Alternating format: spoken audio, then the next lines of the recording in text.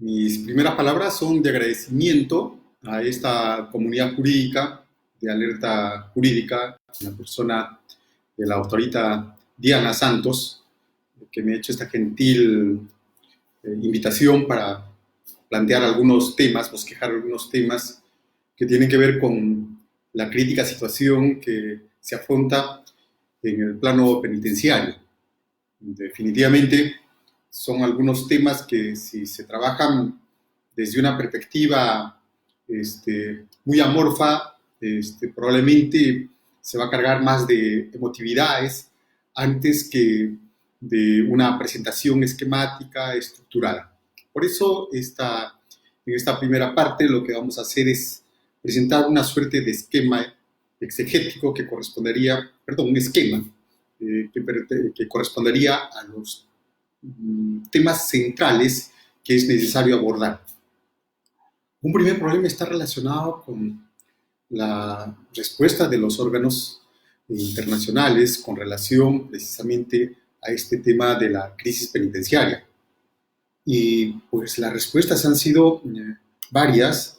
Dentro de ello, la Comisión Interamericana de los Derechos Humanos ha señalado con precisión, con fecha 10 de abril, lo siguiente, y lo voy a leer para que acá no aparezca absolutamente ninguna afirmación de contenido que no esté respaldado precisamente en el contenido de estos informes.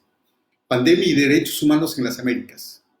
Adoptar medidas para enfrentar el hacinamiento de las unidades de privación de la libertad, incluida la reevaluación de los casos de prisión preventiva para identificar aquellos que puedan ser convertidos en medidas alternativas a la privación de la libertad, dando prioridad a las poblaciones con mayor riesgo de salud frente a un eventual contagio del COVID-19. Es decir, la preocupación ha sido inmediata, porque pues, si se hablaba de una crisis penitenciaria planetaria, invisibilizada, por cierto, el contexto mundial planetario de esta pandemia ha venido a visibilizar una crisis que se arrastraba, pero que en este caso ha llegado a un aspecto tan crítico, tan agudo, que ciertamente nos puede explotar en la cara. Pero no solamente tenemos este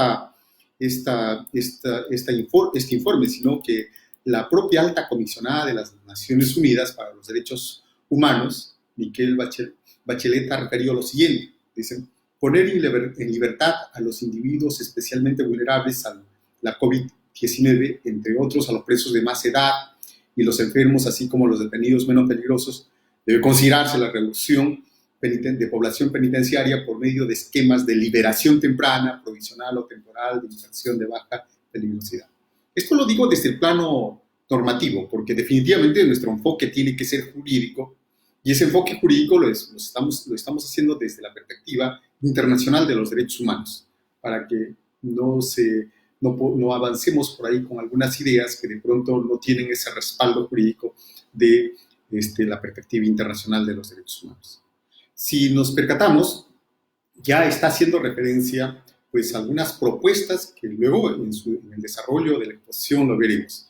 La revisión de las prisiones preventivas, que supone un mandato, ¿cierto?, para los propios jueces y no esperar una arrogación de parte para una variación o cese de la prisión preventiva, que es otra cosa, ¿no? Eso correspondería obviamente a la dimensión de lo judicial, pero puntualmente iremos ya avanzando poco a poco. Siempre en ese plano de lo que se espera desde una perspectiva supranacional, ya aparecen algunas propuestas que supondrían una suerte de responsabilidad a futuro frente a políticas omisivas que de pronto puedan desencadenar muertes en masa, ¿cierto? Ya no se trata lo que en su momento el maestro Zaffaroni hacía referencia a un genocidio por goteo, sino que si se encadena una muerte masiva de internos privativos de libertad, deben responder los que deben responder en su momento, pero todavía no entremos a ese plano, sino qué es lo que se puede hacer, ¿cierto?, para evitar justamente aquello que se anuncia como una suerte ya de corredor de la muerte, si eventualmente, que esté explotando, sino si eventualmente esto ya tenga como resultado muertes masivas de internos, y no solamente internos, sino también de servidores penitenciarios, que es lo más grave.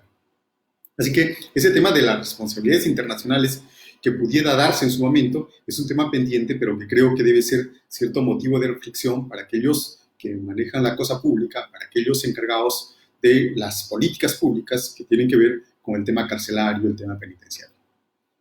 Otro aspecto muy importante a tratar es el problema más bien de la descripción de la realidad, porque si no partimos de los datos de la realidad, lo demás es pura especulación, y lo digo esto porque muchos de los voceros de las autoridades públicas, cuando han salido a, a emitir comunicados respecto de un aparente dominio, de un control respecto de lo que está sucediendo al interior de las cárceles, pues pareciera que recogieran información no de lo que ciertamente está pasando en el país. Para ello, nosotros nos estamos valiendo de un informe desarrollado, de un informe especial desarrollado por la Defensoría del Pueblo, con datos ciertos.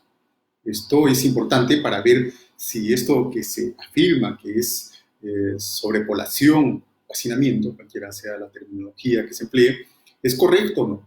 Y en este informe, la Defensoría del Pueblo ha señalado que tenemos 97.111 personas, 97.111 personas internadas en 52 establecimientos penales. Es lo que tenemos, 97.000.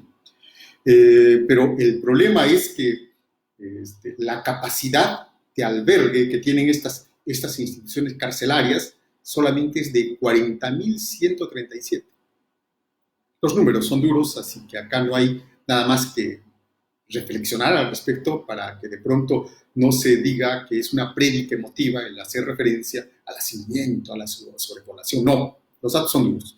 Tenemos 97.111 internos, ¿cierto? Y sin embargo la capacidad de albergue es de 4.137. Listo, 40.137. Bien, pero lo dramático de esto es que resulta que la capacidad de albergue no se encuentra estandarizado o en porcentajes similares en todos los establecimientos carcelarios, sino que hay un dato que realmente es muy alarmante, que es el que corresponde al penal del Callao, puesto que la capacidad de albergue es de 572 internos, 572. ¿Y cuántos internos alberga actualmente ese penal? Datos claros, 3.222. 3.222 internos, ¿cierto?, enjaulados en un establecimiento penitenciario que solamente soporta la capacidad de albergue de 572. En realidad, cuando de pronto hablamos de ello y estamos señalando que esto considera pues un porcentaje del 463% en exceso, y de pronto la prédica del aislamiento social, de una distancia de un metro y medio para evitar el contagio, esto ya parece una broma macabra. Porque, bueno, el problema es que cómo esas personas, no se olviden que hay otro dato también difundido ampliamente por los medios, en el sentido de que actualmente tenemos 500 internos, ¿cierto?, independientemente de la cantidad todavía no referida de trabajadores penitenciarios, ¿cierto?, que estarían contagiados de esta enfermedad. Entonces, nos vamos al plano de cómo de pronto lograr una política de distanciamiento social dentro del propio penal. El contagio va a ser masivo. Y acá aparecen algunos temas curiosos, porque en tanto desde las personas que vivimos en libertad, vemos como si eso fuera solamente una suerte de foco aislado. Eso es iluso, porque ya las autoridades sanitarias han referido cuáles son aquellos focos infecciosos y de propagación: los hospitales, los servicios públicos, los mercados y las cárceles. Así que las cárceles no se crean, por favor, en la idea de que supone un aislamiento completo entre cuatro paredes. Eso es absurdo. Porque resulta que tenemos a trabajadores penitenciarios que entran y salen, se relevan, van a sus hogares. Es decir, la correa de transmisión en esa forma fulminante de difusión masiva del COVID-19, eso no es siquiera una suerte de perspectiva o expectativa, eso es realidad. Y si hablamos de 500 internos presos, contagiados, entonces Hablemos simplemente de lo que va a suceder luego con los agentes penitenciarios. Datos duros, datos reales, datos, ¿cierto?, que marcan lo que luego se está señalando que vendría a ser una suerte de necropolítica con mayúsculas. ¿Bien? Pero es singular, de pronto, desde una perspectiva jurídica, siempre esto para que de pronto no se asume esto como una suerte de simplemente perspectiva sociológica o crítica desde el margen de lo jurídico. No, es plenamente jurídico. Los funcionarios estatales salen a difundir por los medios que todo está controlado, que el Ministerio de Justicia y las autoridades penitenciarias tienen todo bajo control, que pues resulta que dentro de los penales todos están cumpliendo con el aislamiento social, ¿no? Que resulta que hay las medidas médicas adecuadas, pero yo digo, ¿de dónde recogen esos datos? No quiero ser irónico, ¿de dónde? ¿De dónde? Porque ¿acaso no se ven a cada momento en los medios de comunicación, desde la perspectiva de los trabajadores penitenciarios, las protestas por la falta de implementos para bioseguridad? ¿Acaso no se ven los reclamos de los trabajadores de Chayapalca en el sentido de que no tienen relevo? ¿Acaso no se ven el reclamo de los propios trabajadores, ¿cierto?, respecto de las muertes de sus 4 agentes penitenciarios ya muertos? ¿Y cómo así de pronto pueden llegar a considerar de que tienen el control dentro del penal? Eso es falso. Eso es falso. Simplemente es cuestión de comunicarse con cualquier trabajador penitenciario para percatarse que dentro del penal no hay ese control que supuestamente está señalando. Los trabajadores administrativos han tenido que replegarse, obviamente, porque pueden ser tomados de rehenes. Ayer nomás ya se tuvo otro motín en Pucallpa. Y la referencia, lo que señalan los internos, dentro de su propio desconocimiento de lo que está pasando en el mundo, prefieren morir con un balazo en la puerta de la cárcel antes, ciertamente, que morir, ¿cierto?, ahogados, asfixiados por el COVID. O sea, eso son realidades. Así es que, de pronto, esas afirmaciones, no sé, etéreas de decir que todo esté bajo control, pues son completamente irreales. Y tan irreal es esto que pasemos al plano médico para hacer algunas afirmaciones muy descriptivas. ¿Qué es ¿Cuántos médicos tiene el establecimiento penal de Xocabaya? Para los 2 establecimientos. Dos médicos. ¿Tiene médicos Puchún, Camaná? No tiene médico. ¿Tiene médico Moquegua? No tiene médico. ¿Tiene médico Tacna? No tiene médico. Hace tiempo que falleció. Entonces, 2 médicos para toda esa población y solamente de Socabaya. ¿De qué estamos hablando? Es decir, el afirmar que hay un control médico, que de pronto puede haber el auxilio suficiente para estas personas que estén muriendo asfixiadas, ahogadas por la falta de aire, frente a la necrosis de sus pulmones, es una broma realmente de mal gusto. Lo cierto es que dentro de los penales, los servicios siempre fueron deficientes. Y esto marcó que en el año 2017 se declare en emergencia ya el sistema penitenciario.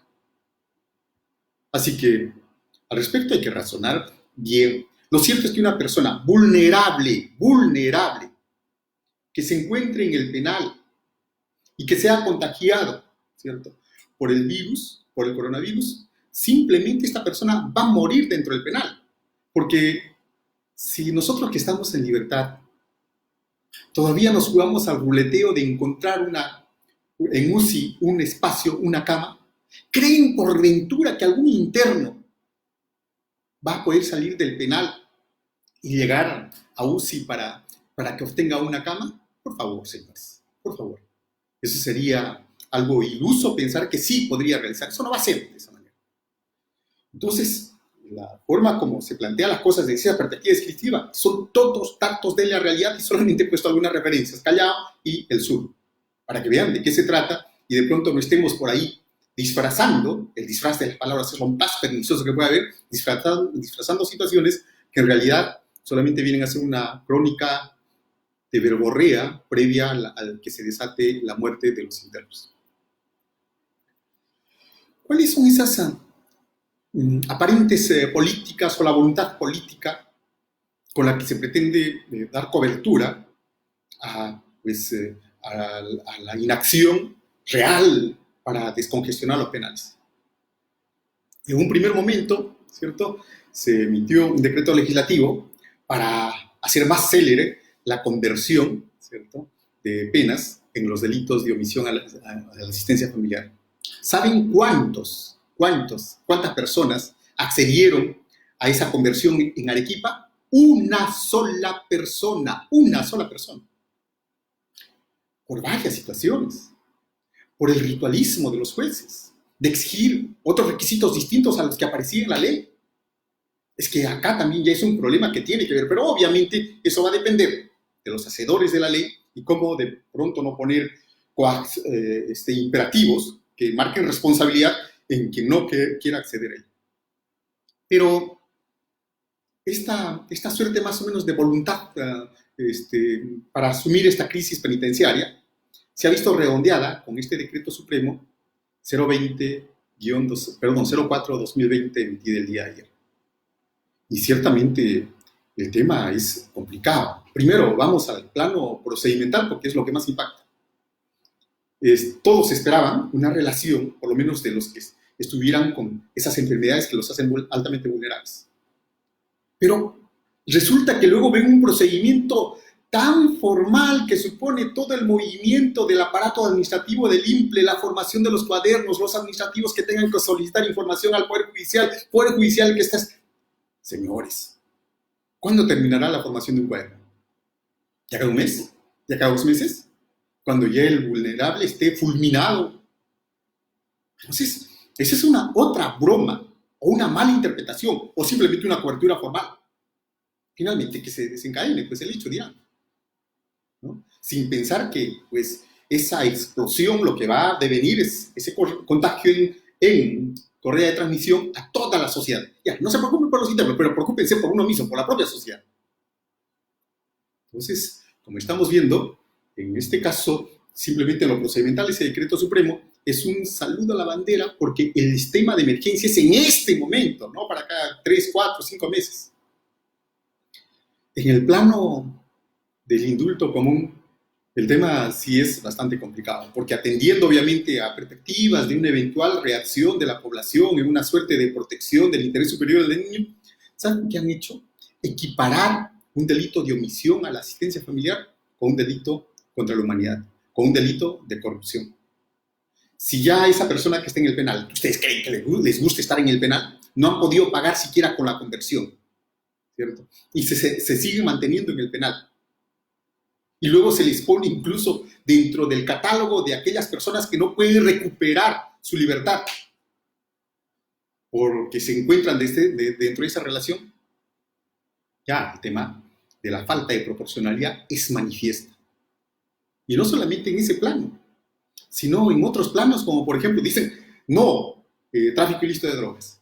Y los vendedores a menudeo, los queteros, las burriers, la gran cantidad de muchachos que cometen un delito por primera vez y están en el 189, por primera vez, muchachos de 18, 19, 20 años, se les cerró la puerta. ¿Por qué? Porque ya están en ese catálogo. ¿Qué posibilidades tienen estos muchachos de eventualmente de obtener libertad? Ninguna, porque en el catálogo no van a acceder a indulto. ¿Por qué? Porque simplemente, pues, nominalmente aparecen dentro de aquellos delitos que se supone que son graves, sin considerar la concreción de cada caso. Entonces, como ven ustedes, este plano de las necropolíticas es un tema muy, muy complicado. Solamente me quiero pasar a otro plano rápidamente, que es relacionado con el tema de las políticas judiciales. Y esto, yo estoy hablando como un abogado, un enfoque crítico, así que desde esa perspectiva me doy alguna licencia, no hablo como funcionario. Y digo esto porque hay que marcar acá algunas pautas respecto de las políticas implícitas del Poder Judicial y que tiene que ver con la autonomía del Poder Judicial. Durante la gestión en OJMA del ex magistrado Enrique Mendoza, se emitió una directiva que constreñía, que coactaba a los jueces para que no otorguen beneficios penitenciarios. Ustedes dirán, pero ¿dónde? Usted está mintiendo porque no aparece una norma explícita. Era muy elemental. Porque hay de aquel juez que otorga un beneficio penitenciario. Si era fundado, tenía que remitir copias a ODEJMA para que se aperture de oficio una investigación preliminar. ¿Y a quién le gusta tener una investigación penal en curso? ¿Quién se va a sacrificar entre el interno que está en el penal o yo, juez, que tengo que otorgar ese beneficio penitenciario? Eso se denunció en su momento y eso afectaba directamente el tema del beneficio penitenciario, del otorgamiento de beneficios penitenciarios, y se fueron cargando los establecimientos penales. Si se hace una estadística en este momento de la cantidad de beneficios penitenciarios que se ha otorgado, ustedes se van a percatar la ínfima cantidad, y en algunos lugares el 0%. ¿Por qué? Porque existen jueces coactados, porque existen jueces que obviamente frente a esa directiva, autoritaria por cierto, pues no otorgan beneficios penitenciarios. Y la justificación que emiten muchos de los jueces es increíblemente de pitonizos, porque se ponen en la situación de qué pasaría si este interno sale en libertad. Va a volver a cometer nuevos delitos. ¿Son pitonizos? ¿Son chamanes? Es decir, por el hecho cometido de alguna persona que ha sufrido ya la carcelería, esta persona está condenada a que sea preconcebida como una suerte de delincuente en potencia. No, los jueces no estamos para eso. No estamos para realizar ese tipo de situaciones, de tal manera que eso tiene que ser evaluado en su funcionamiento. En ese contexto aparecen pues un conjunto de otro tipo de políticas que están vinculados precisamente a este problema de actitud negativa de los jueces para otorgar o para participar en el tema de la excarcelación. Y uno de ellos es el que está relacionado a la prisión preventiva. ¿Qué han dicho los organismos internacionales? Que los jueces de oficio hagan una revisión de las prisiones preventivas. Lo que supondría que un juez de investigación preparatoria, frente a esta situación, tendrían que hacer una verificación si en realidad concurren nuevos elementos de juicio que proporcionalmente hagan ¿cierto? Que esa pena anticipada que vendría a ser la prisión preventiva, ¿cierto? Es lo razonable. Y acá hay un tema muy importante. Lo que vamos a encontrar en los escenarios judiciales y hasta en los escenarios de los abogados penalistas es una discusión vacua, fútil, vacía, en el sentido de decir si está diseñado el procedimiento de la variación de la prisión preventiva. Porque nadie se acuerda de los presos preventivos. ¿En qué se diferencia el cese de la prisión preventiva respecto a la variación de prisión preventiva? Nuevamente, el disfraz de las palabras. Como resulta que no existe esa diferencia, entonces todo se ajusta al cese, y el cese, como exige elementos de convicción, y en el caso no se han presentado los elementos de convicción, entonces sí procede. Bonito para el discurso, para justificar la resolución. Pero para efectos de fundamentar con certeza, hay que tener mucho cuidado con ello, porque resulta que cuando de pronto acuden a lo que Gonzalo del Río lo dice con precisión, a considerar que elementos de convicción es la información que tiene que venir documentada para que se incorpore al expediente. Oiga, ¿qué quieren? Envolver al planeta Tierra en un sobre y que se acompañe al expediente donde se solicitó el cese de prisión preventiva o se revise la prisión preventiva de oficio para recién después disponer el cese de prisión preventiva. ¿Qué están entendiendo por elementos de convicción? Ya hace tiempo que se cuestiona el concepto de elementos de convicción. Es información nada más. ¿No es un elemento de convicción que el planeta está ardiendo en pandemia? ¿Cómo así de pronto pretenden que se presenten nuevos elementos de convicción? ¿Qué están entendiendo por elementos de convicción? Es información. Por tanto, esa petición de que no existen nuevos elementos de convicción, que es pura metafísica, están en el mundo del topos uranus, cuando lo cierto es que sí se presentan esos elementos, esa información, que hace referencia precisamente a que el mundo está ardiendo, que el mundo en este momento está sacudido por el coronavirus y que por tanto hay necesidad de hacer esa revisión de las prisiones preventivas. Los argumentos que se presentan para declarar infundadas las prisiones preventivas son increíbles, porque pues algunos dicen, bueno, estarán cerradas las fronteras, pero si salen del penal se esconderán pues, por ahí por entre las piedras. Qué absurdo pensamiento. Y de hecho, eso no voy a entrar siquiera a evaluar, que eso afecta directamente el tema del el problema del encierro preventivo. Ni por un lado, desde la perspectiva de las políticas públicas en una época de crisis, vemos eficacia. El ver internada que un solo internado haya obtenido esa conversión, digo en el sur, no tengo otros datos y no me atrevo a hablar sin datos. El ver que a nivel nacional un solo juez ha declarado fundado el cese de prisión preventiva y el ver la inacción de todos los jueces hace ver solamente una perspectiva bastante pesimista de lo que se viene. Y que hablamos de habeas corpus. ¿Cómo podemos eventualmente afirmar que por ahí se ha fundado algún habeas corpus? ¿Cómo de pronto podemos nosotros señalar de que sí tenemos jueces constitucionales cuando los jueces se arropan simplemente en el follaje de la base legal y argumentaciones inciertas para efectos de pues, justificar o pretextar el por qué no se dicta prisión preventiva? ¿Por qué no se dispone la variación? Entonces, en ese plano, creo que debe centrarse toda una discusión con datos ciertos, el manejo de estos datos, para efectos de pues, discutir todo esto. Y ojo, al inicio, voy a cerrar con esto la última parte, hice referencia a que esto era desde una perspectiva de la Constitución. Porque no faltan por ahí, desde lo jurídico, algunas personas que hacen cuestionamientos, ese es un abolicionista, ese es un minimista. Ni siquiera saben diferenciar lo que es el abolicionismo como tal, que tiene una perspectiva sociopolítica, de lo que es el minimismo. El minimismo es una concepción constitucional, porque la propia Constitución manda. Y ese minimismo en tiempos de pandemia, no cabe duda, se tiene que hacer eficaz. No esperemos, señores, que más tarde estemos cargando responsabilidades estatales e individuales.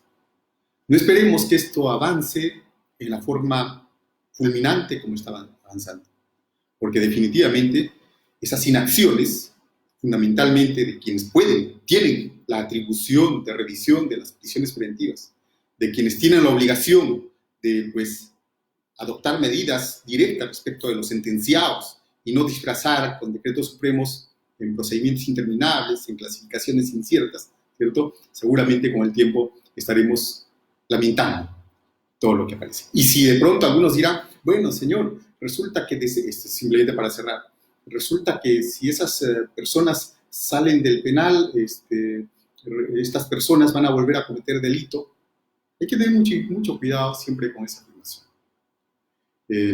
Si algunos tienen de pronto una vocación de que todos los internos mueran encerrados dentro del penal, obviamente tendrán que asumir, ¿cierto?, con valentía que ese animus recandi que los torna en una persona con una voluntad homicida o genocida se internen en los penales. Solamente de esa manera se podrá trabajar esto. De las afirmaciones autoritarias, en el sentido de que los derechos humanos son para los humanos derechos, son algunos juegos de palabras que no tienen sentido en este contexto de la pandemia. Hay varios temas para reflexión y espero otra oportunidad para poder participar con ustedes en una conversación sobre este tema tan álgido, tan crítico. Buenos días y nuevamente agradezco a la comunidad jurídica, de Alerta Jurídica, que me ha permitido este escenario para reflexionar de manera breve, esquemática. Bueno, las redes no dan para más porque si no todos se aburren, ¿cierto?, sobre algunos temas nucleares que corresponden al tema de la crisis penitenciaria en el contexto de la pandemia. Buenos días.